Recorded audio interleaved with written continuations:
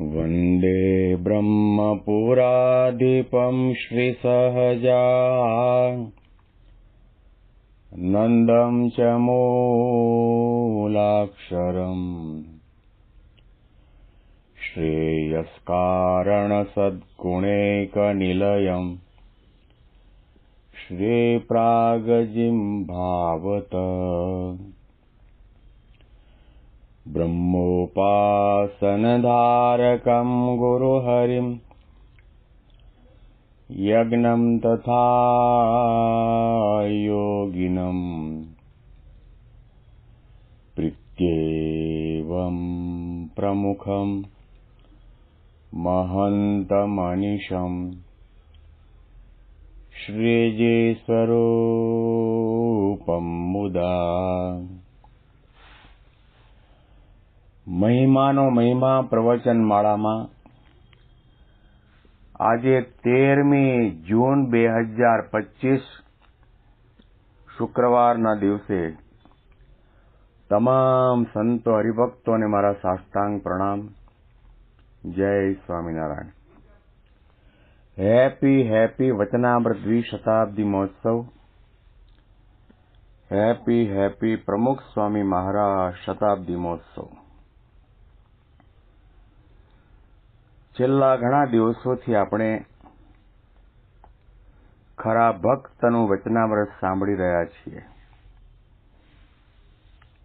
ગરડા અંત્યનું 25મું શ્રીજીની પ્રસન્નતાનું, ખરા ભક્તનું.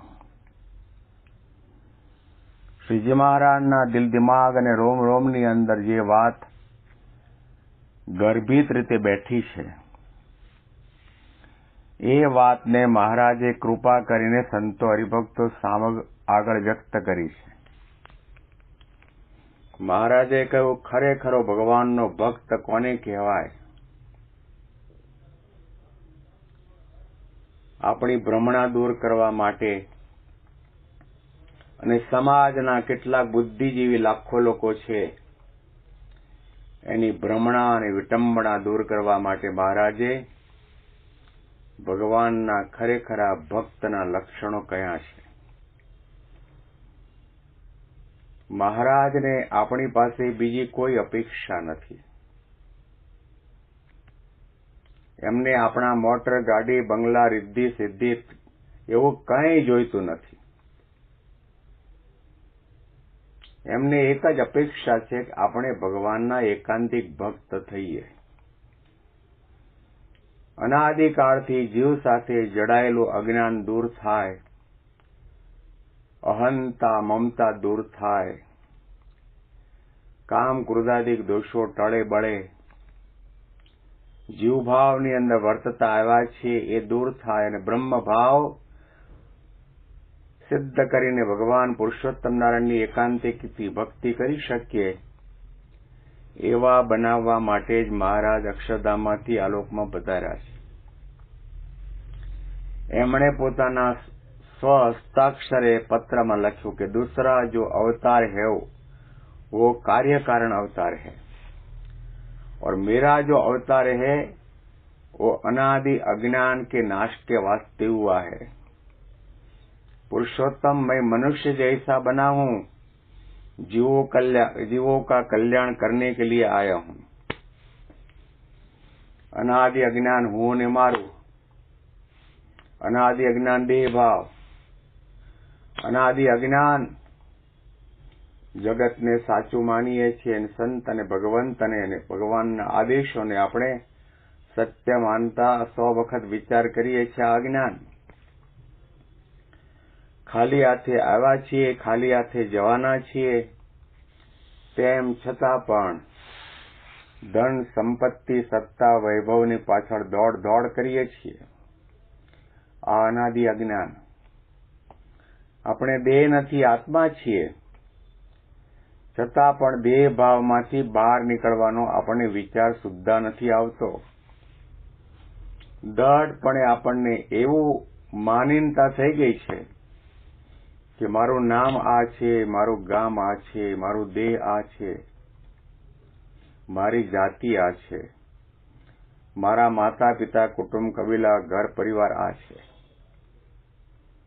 વ્યવહારિક રીતે ભલે સત્ય હોઈ શકે, પરંતુ સનાતન સત્ય તો બ્રહ્મ, પરબ્રહ્મ, આત્મા અને પરમાત્મા સનાતન સત્ય છે એનો સ્વીકાર નથી કરતા.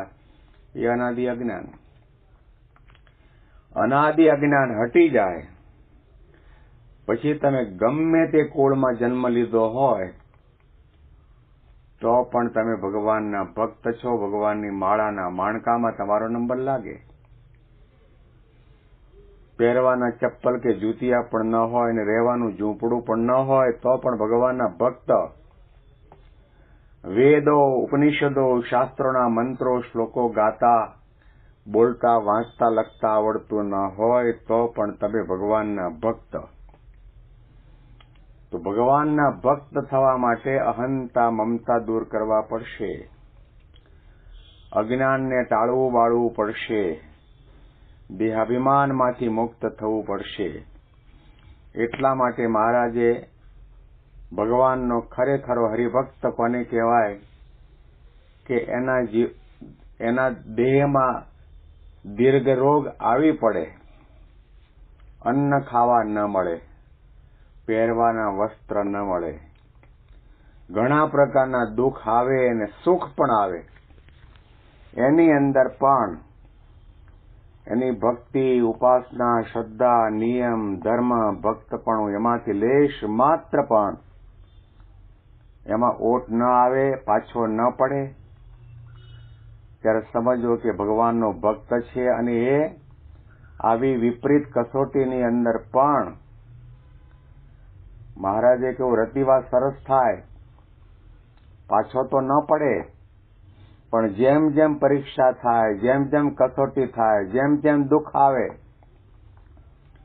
તેમ તેમ સોનાની માફક જેમ સોનાને વધારે તપાવો તો વધારે નિખરે, વધારે દીપ્યમાન બને, એમ ભગવાનના ભક્તનું ભક્તપણું પણ વધારે પ્રકાશિત થઈ જાય. દુઃખ આવે કે સુખ આવે, આ શબ્દ મહારાજે આ વચનામૃતમાં વાપર્યા છે કે સુખની અંદર સરળતા રહેવી કઠણ છે.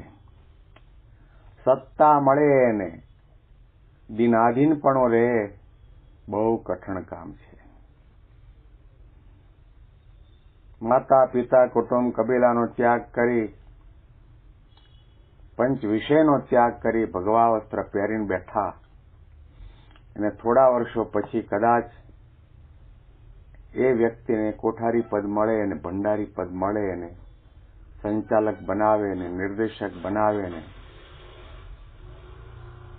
કોઈ હોદ્દો આપે, એટલે તરત જ એની રહેણી કહેણી, બોલવું, ચાલવું, ઉઠવું, લોકો સાથેનો વ્યવહાર આખો બદલાઈ જાય છે. સત્તા મળે ને સરળતા રહે, લાખમાં લાદે ને કરોડમાં કોક. ઘણું બધું ઐશ્વર્ય હોય, સામર્થ્ય હોય, અંતર્યામીપણું હોય, ઘણા બધા લોકો એને માનતા હોય, પૂજતા હોય, તો પણ એનું દાસપણું દિવસે દિવસે વધતું જાય, મહિમા વધતો જાય, નિષ્ઠામાં વધારો થાય, નિયમ ધર્મમાં દ્રઢતા થાય, ત્યારે સમજો કે ભક્ત સાચો, સાધુ સાચો, સત્સંગી સાચો. સુખની અંદર અને માન પાન મળતા હોય ને સન્માન થતા હોય ને હાથીની અંબાડી ઉપર બેસાડતા હોય, લાખો માણસો ભગવાનના પ્રત્યક્ષ પ્રગટ સ્વરૂપ તરીકે માનતા હોય, તો વિવેક સાગર સ્વામી કે આટલું બધું સન્માન જે પ્રમુખ સ્વામી મહારાજને મળ્યું એવું દુનિયાના કોઈને મળે તો હાંકાળે બાંધવો પડે, ગાંડો થઈ જાય. અને એની નજરમાં કોઈ આવે જ નહીં, બધાને હડધૂત જ કરે. ભક્તપણું એટલે સરળતા, ભક્તપણું એટલે નમ્રતા, ભક્તપણું એટલે દાસભાવ, ભક્તપણું એટલે મહિમા, ભક્તપણું એટલે દિવ્ય બુદ્ધિ, ભક્તપણું એટલે નિર્દોષ બુદ્ધિ, ભક્તપણું એટલે ભગવાનને વિશે કરતા હરતાપણાનો ભાવ, ભક્તપણું એટલે ભગવાનની સર્વોપરી નિષ્ઠા, ભક્તપણું એટલે આજ્ઞાની ઉપાસનામાં દ્રઢતા, ભક્તપણું એટલે ભગવાન પ્રગટના કોઈ પણ નાના મોટા ઉપદેશ વચનમાં, ક્રિયામાં, ચરિત્રમાં, જાગ્રત સ્વપ્ન કે સુષુપ્તિ અવસ્થામાં એક ક્ષણના માટે પણ મનુષ્ય ભાવ ના આવે, શંકા કુશંકા ના આવે, ત્યારે સમજો કે એનામાં ભક્તપણું આવ્યું છે. શાસ્ત્રીજી મહારાજે ઘણા ચરિત્રો કર્યા, મહારાજે ઘણા ચરિત્રો કર્યા, પણ ગુણાતીતાનંદ સ્વામીને ક્યારેય મહારાજનો અભાવ કે અવગુણ નથી આવ્યો. શાસ્ત્રીજી મહારાજના કોઈ પણ નાના મોટા ચરિત્રની અંદર યોગી બાપાને લેશ માત્ર મનુષ્ય ભાવ નથી આવ્યો, શંકા કુશંકા નથી થઈ કે શાસ્ત્રી મહારાજ મારા ગુરુએ આવું કેમ કર્યું. પ્રમુખ સ્વામી તો એમ બોલતા કે જિંદગીમાં ક્યારેય પણ યોગી બાપાના વિચારથી મારો વિચાર જુદો પડ્યો નથી. આટલી મોટી સંસ્થાના ધણી હોવા છતાં પણ કેટલી સરળતા રાખી, કેટલી નમ્રતા રાખી, કેટલો મહિમા. અત્યારે વર્તમાન સમયમાં મહંત સ્વામી મહારાજ બીએપી સંસ્થાના પ્રમુખ પદે છે અને લાખો ભક્તો સંતોના ગુરુપદે બિરાજમાન છે, તો પણ નાના એવા બાળકના ચરણનો સ્પર્શ કરતા એમને લેશ પણ સંકોચ નથી થતો કે હું ગુરુ કહેવા મારાથી આ નાના બાળકના પગે અડાય કે ન અડાય. એ બાળકનો હાથ લઈને પોતાના માથા ઉપર મુકાવે. આ નમ્રતા છે, આ ભક્તપણું છે, આ સાધુપણું છે. અને આપણે તે એવા સદગુરુ સંતો ઘણા બધા છે. સંસ્થાનો ત્યાગ કરીને દુનિયામાં પગ મૂકે ને તો ભગવાન તરીકે પૂજાય. ડોક્ટર સ્વામી, કોઠારી સ્વામી, ત્યાગોલો સ્વામી, ઈશ્વરચરણ સ્વામી, વિવેક સાગર સ્વામી, અક્ષરચરણ સ્વામી, આનંદ સ્વરૂપ સ્વામી, આ બધા સંતો બ્રહ્માંડો લઈને ઉડે તેવા સામર્થ્ય વાળા છે. તેમ છતાં પણ કેવા નમ્ર, દાસ, સરળ, વિવેકી, વિનયી, નિયમ ધર્મમાં કડેધડ, આ ભક્તપણું છે. અને એવી પ્રકારનું ભક્તપણું, સાધુપણું જ્યાં હોય ત્યાં પછી આપણું માથું જ નમે એવું નથી, આપણું હૃદય નમી જાય. સત્તાને સલામ થાય, પરંતુ સાધુતાને તો વંદન થાય. જ્યાં સાધુતા દેખાય ત્યાં આપણું હૃદય નમી પડે. આપણને પ્રતીતિ આવે કે આ જ્ઞાની પુરુષ છે, આ સાચા સાધુ છે, આ નિર્માની છે, ભગવાનના ભક્ત છે. તો શ્રીજી મહારાજે ભક્તપણાની વ્યાખ્યા અહીં આગળ બતાવી છે કે આવા પ્રકારના ભક્ત બનાવવા માટે જ મહારાજ આ લોકની અંદર પધાર્યા છે. જ્યાં સુધી આપણામાં આવું ભક્તપણું નથી આવ્યું ત્યાં સુધી સમજવાનું કે આપણે મહારાજના રસ, રુચિ, અભિપ્રાયને હજી સુધી સમજ્યા નથી, એના તરફ આપણું ફોકસ થયું નથી. મહારાજને શું ગમે છે? સોનાના થાળમાં 56 પ્રકારના ભોગ આપો, એ ભગવાનને ગમે છે? ભગવાનને એ ગમે છે તમે દાસના દાસ થઈને સત્સંગમાં રહો. દાસના દાસ થઈ જે રહે સત્સંગમાં, ભક્તિ ભલી માનીશ અને રાચીશ એના રંગમાં. ભગવાન તો એવા નમ્ર છે, એવા ભક્તના પણ ભક્ત બની જાય છે, અને એવા ભક્તની ભગવાન ભક્તિ કરે છે. આના અનુસંધાનમાં વિશેષ વાતો આપણે આવતીકાલના પ્રવચનમાં સાંભળીશું. તમામ સંતો હરિભક્તોને મારા સાષ્ટાંગ પ્રણામ.